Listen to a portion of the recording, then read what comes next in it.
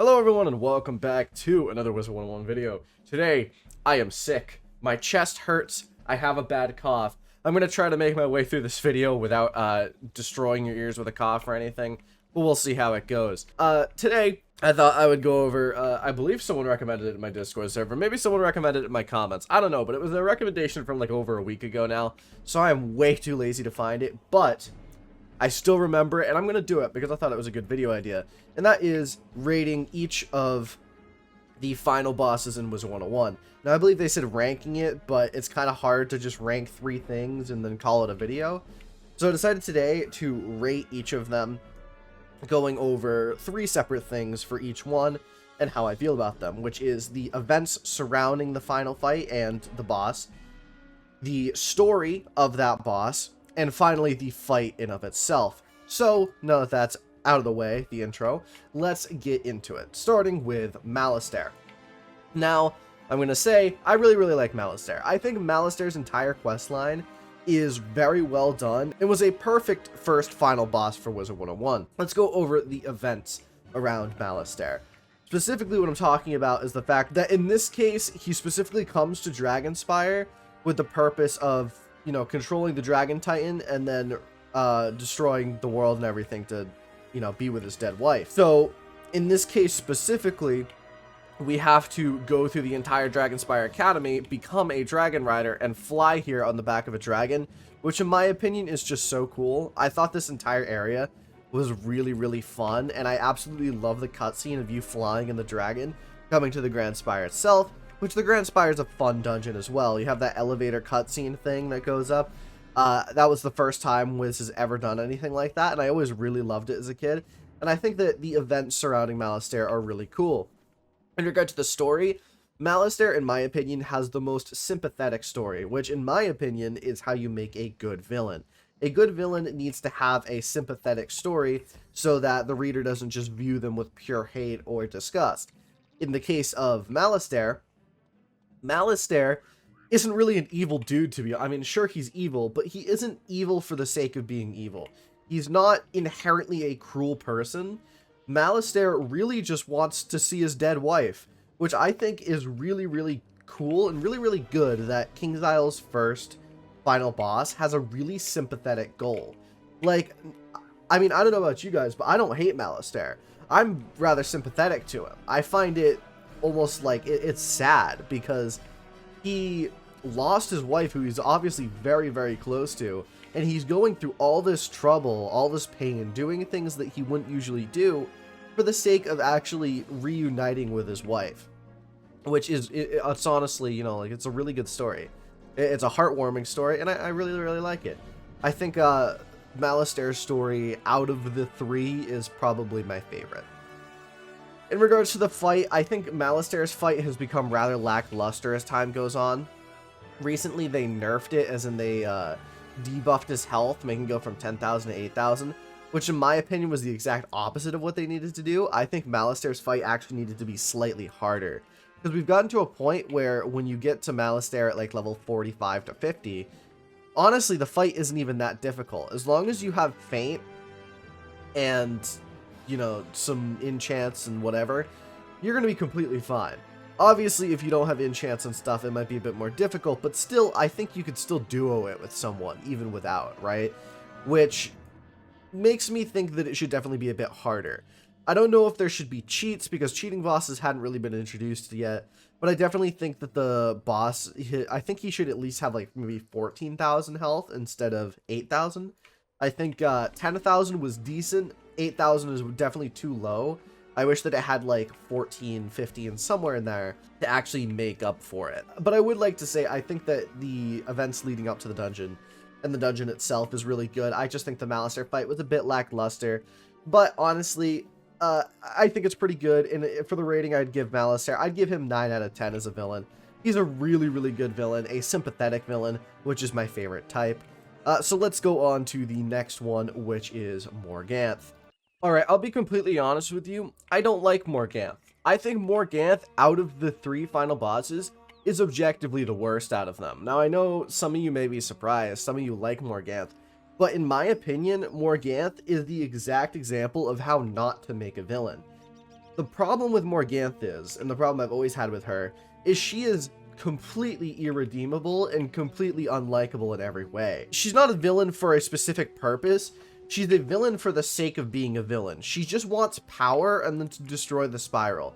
And it's like, okay, yeah, I guess. There's no real motivation behind her. Sure, you could, like, trace back to when she was a child and, like, the whole thing in Gamma's Tower with Merle Ambrose, but that wasn't even anything, like, realistically bad. I think that she just, you know, she's a bit of a psychopath, and she, like, plotted to murder King Arthur when she was a child, mind you, which is kind of whack. I just think that Morganth is an example of someone who is just an irredeemable villain, and there's no reason to really like her. Now let's get into the actual different aspects of her. First, let's start with the events surrounding leading up to her fight. I think, honestly, this is the best of the three topics that I'm going to go over. I think that the Shadow Palace, like Moros, and then finally the galleries, were all really, really good dungeons. I think they're amazing dungeons, and they led up to the Morganth fight almost perfectly. Like, the galleries was a legitimately difficult dungeon, and I loved going through it. I think that the galleries is what I think the final of Chrysalis should be, is like something like the galleries. Let's go over the fight next, because definitely I want to talk about it like this. The fight of Morganth, I can't even describe just how disappointed I am with it. The problem is you go from the galleries, which is what I expected Chrysalis's finale to be. Difficult bosses, they have difficult cheats, and it's actually decently difficult to get through. I've done it with 4 level 100s, and it's actually a legitimately difficult fight, and I think it would be almost impossible with 2 level 100s, which I think is a little bit crazy. I think that it's definitely cool that it is that difficult. And then you get through it, and what do you see? You see Morganth's chamber, and you're like, okay, this Morganth fight's gonna be difficult, right? Well, you're wrong. Morganth's fight is almost ridiculous with how easy it is. Literally, she has almost no cheats. Like, the cheats that she does have will never affect you at all. All you need to do is blade twice, and then feint all the enemies, and the Morganth fight is over. Like, it's actually ridiculous just how easy Morganth's fight is, and you can beat it in 2 minutes maybe. Like, you could definitely 2-round it if you have mass feint, which is just frankly really disappointing. Like, I've always been disappointed with the final Morganth fight, and them using the 20% health reduction honestly just made it even easier. And it's at this point where it's like, I don't even consider Morganth a fight anymore. It's like, it's not a final fight. It's like the galleries is the final dungeon in Chrysalis for me, not Morganth. I think Morganth's fight is just so ridiculously easy that it's just disappointing, is what I'm going to say. Now let's go over her story a little bit. I kind of already went over it, but let's touch on it again. Morganth, in my opinion, has no specific motivations beyond power, which is just very disappointing. Like, if I had to compare this to something, let me compare it to Harry Potter, right? If you've read Harry Potter, who do you hate more, Lord Voldemort or Professor Umbridge? A lot of you are probably going to say Professor Umbridge, which is hilarious. The fact that a 5th-year professor is more hateable than the actual main villain itself who killed Harry's parents. And I think it's important to note that she's designed to be. Voldemort isn't what I would consider an inherently hateable villain. He's not a sympathetic villain either, which is the problem.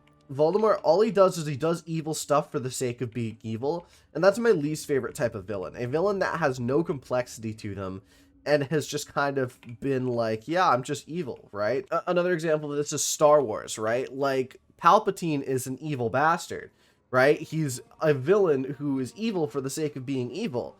He's not my favorite character, though, in that. Darth Vader would be, because Darth Vader is actually a sympathetic, like, villain, you know? He went through a lot to go to where he is today, and you sympathize with him. And I think that that's the problem with Morganth, is she's not my favorite villain because I have no reason to like her more than the other ones. I think she's just kind of like a disappointment, to be honest. So ultimately, that's my thoughts on Morganth, and where I'm going to leave Morganth for now. Alright, finally, let's talk about Grandfather Spider. Now, Grandfather Spider for me was an amazing turn because you just got through with Morganth, and Morganth was a pretty lackluster villain in my opinion. And then you immediately follow it up with Grandfather Spider.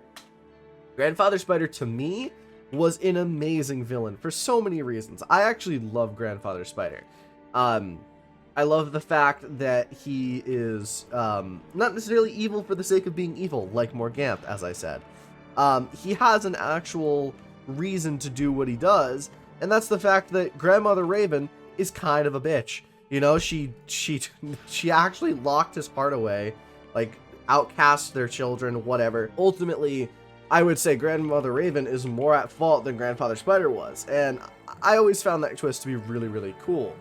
Grandfather Spider has a lot of... it's very easy to be sympathetic with him, and also, I would just like to say Grandfather Spider is cool, and almost to the point of being, like, he could be friendly, which is really, really cool, and I hope that they bring him back in the future, and we get to interact with him in some way that's a more friendly way, because honestly, I absolutely love him as a character. Like, for example, in Chrysalis, he actually helps us defeat Morganth because Morganth will directly go against his goal of getting revenge on Grandmother Raven. So he ultimately helps you, which is really, really cool. I love the fact that he doesn't just sit by. He's like, okay, I'll actually help this wizard. Then he actually almost like mentors us in a few ways and like offers us to join him, which I think is really funny. And honestly, if I could choose, I would choose to bring Grandfather Spider back and mentor us in shadow magic in some way, because I like him that much as a character, to put it into perspective. But let's go over the 3 categories, starting with the events surrounding his fight.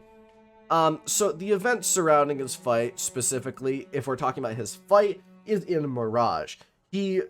We're just told that he's broken into the Chronoverge, and he plans on destroying time itself, which is rather intense, and we need to go fight him. So that, in my opinion, was, you know, it was definitely a tense finale. I'm not going to say that I was actually tense, because let's be honest, it's Wizard101. There's no way that he's actually going to, you know, destroy the spiral, but it doesn't stop me from actually feeling like it's a tense finale, you know. And then he summons these shadow figures from the past to fight us.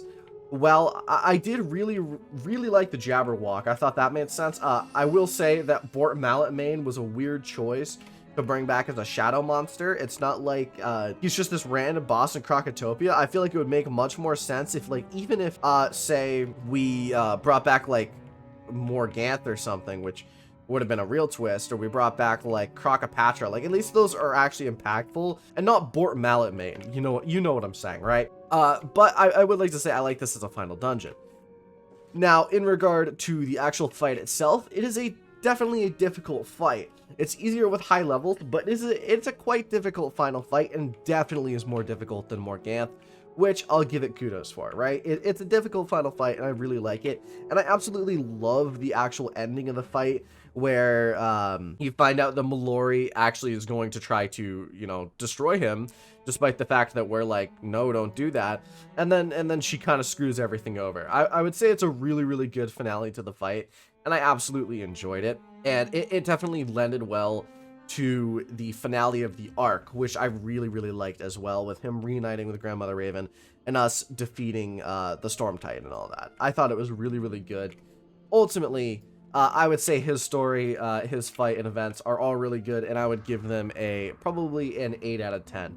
The only reason why I would say he's less than Malistaire is because I'm not as sympathetic to him. I think he's cool, I think he's a good villain, but his story of his heart being stolen, while similar to Malistaire, isn't as impactful to me as his wife is dead and he's doing everything all for the sake of his dead love. I think that that's really impactful as a whole, and I really, really like it. So ultimately, that's today's video. Let me know what you think in the comments below. Do you agree with what I said? Do you disagree? What do you think about the final bosses? As you can see, technically my ranking would be Malistaire, Grandfather Spider, Morganth. Let me know what your ranking is in the comments just for the sake of it, and what you would rate them. But ultimately, that's it for today. I'm very surprised I managed to not cough that much throughout it. My voice is getting tired and my chest hurts though, so I'm going to end it today. Make sure to like and subscribe. Go support me financially on Patreon if you wish. Go join my Discord server. We're about to reach 300 members, so that's pretty cool. So that's it. Thank you all for watching. I will see you in the next video. Adios.